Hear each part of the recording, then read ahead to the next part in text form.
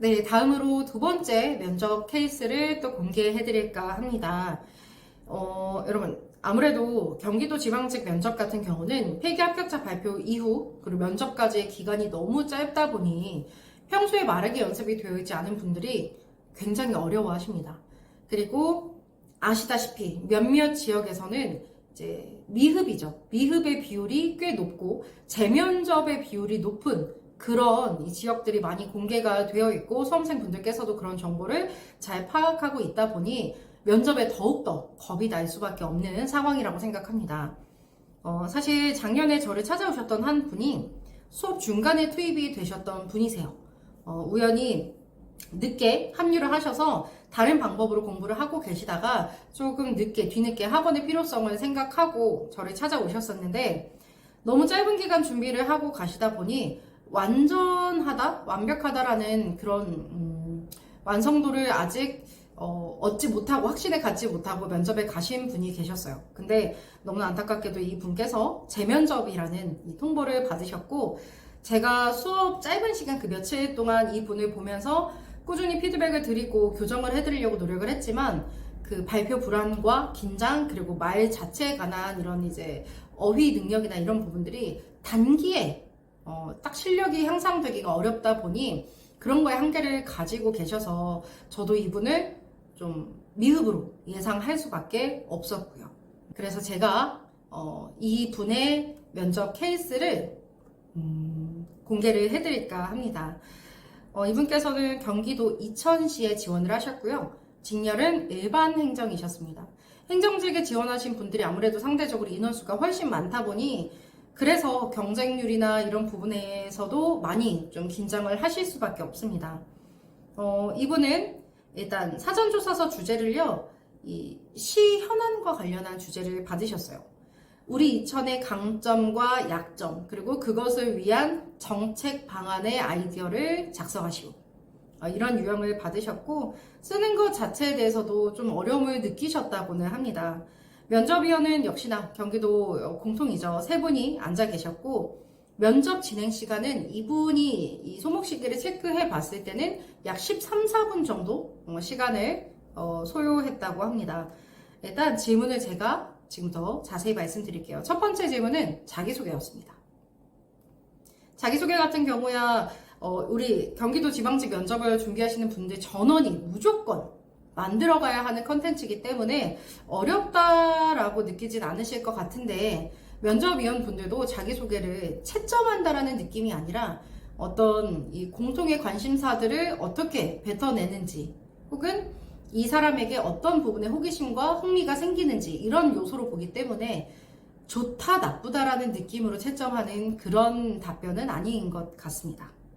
네, 다음 질문은요, 이런 질문이었어요.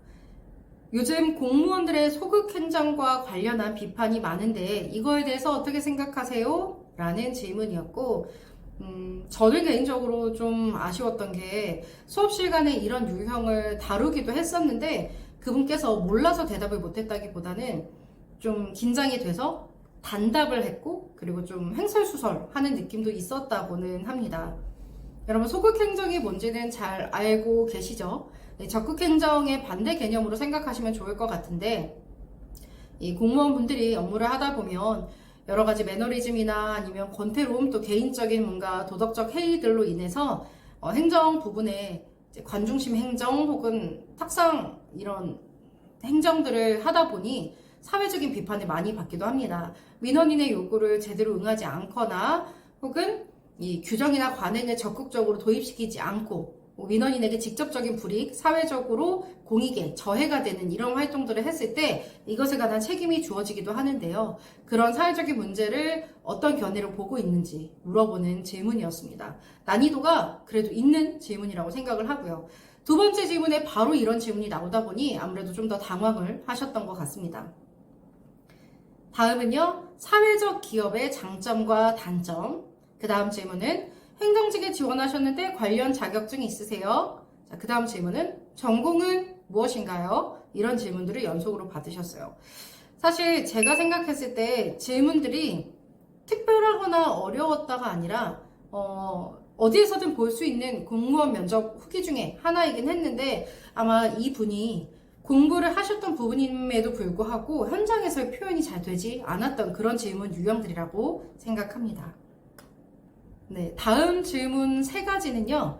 아르바이트를 많이 하신 것 같은데 여기서 본인의 업무와 관련해서 어떤 역량을 보여줄 수 있으세요? 라고 해서 아르바이트와 또 공무원 직장의 어떤 역량을 어떻게 연결시킬 건지를 물어보셨고, 또 공무원으로서 청렴, 성실 이런 거 말고 본인이 중요하게 생각하는 덕목이 있으세요? 라고 공직가치, 직업윤리를 묻는 그런 질문도 있었고요.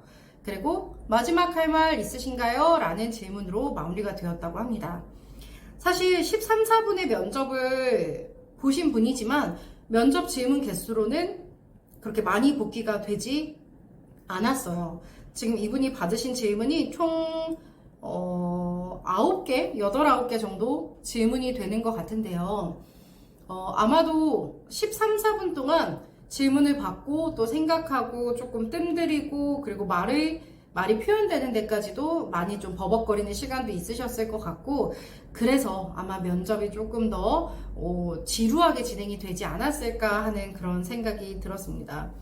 이분께서 저한테 처음에 후기를 주실 때는 면접위원들이 고개를 끄덕여 주셨고 미소도 지어 주셔서 그래도 다행인 것 같아요 라는 그런 후기를 주셨는데, 이제 이후에 저랑 전화통화와 재면접을 준비하시는 과정에서는 면접위원 분들이 뭔가 공격적인 성향은 아니었지만 자기가 스스로 확신이 없는 답변들을 했고 뭔가 좋은 태도를 보이지 못해서 미흡인 것 같다라는 그런 이야기를 해주셨습니다. 제가 이분의 실제 미흡을 받았던 면접 사례를 공개해드린 이유는요, 여러분들께서 재면접이라는 걸 통보받는 것 자체를 당연히 두려워하시고 겁을 내시지만 면접 자체가 어렵지 않다라는 건 꼭 생각하셨으면 좋겠습니다.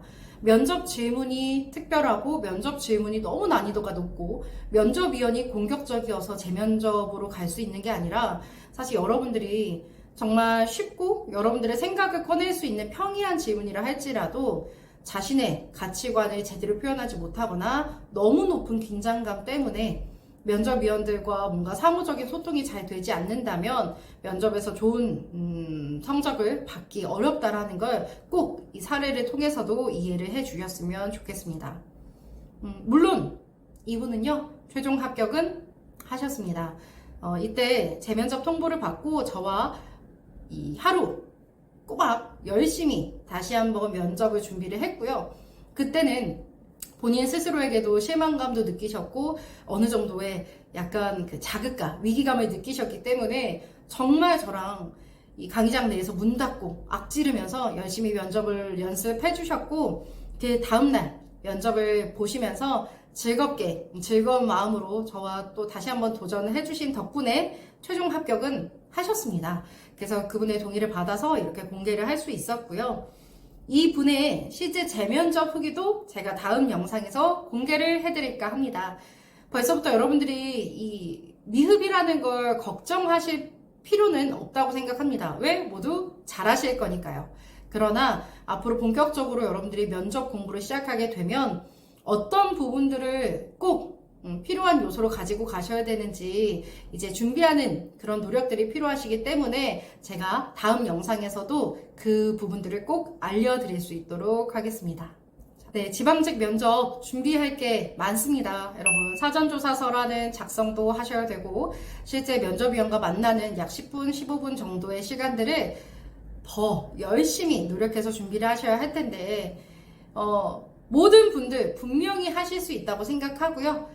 그 쉬운 방법들, 여러분들이 최종 합격까지 갈 수 있는 정말 좋은 방법들을 제가 현장에서 준비를 잘 하고 있을 테니 면접과 관련한 고민이 있으신 분들이라면 얼마든지 학원으로 연락 주셔도 좋습니다. 저는 그러면 빠른 시간 이내에 다른 영상을 촬영해서 여러분들과 또다시 인사드리도록 하겠습니다. 여러분들의 필기 합격을 응원하고 있겠습니다. 감사합니다.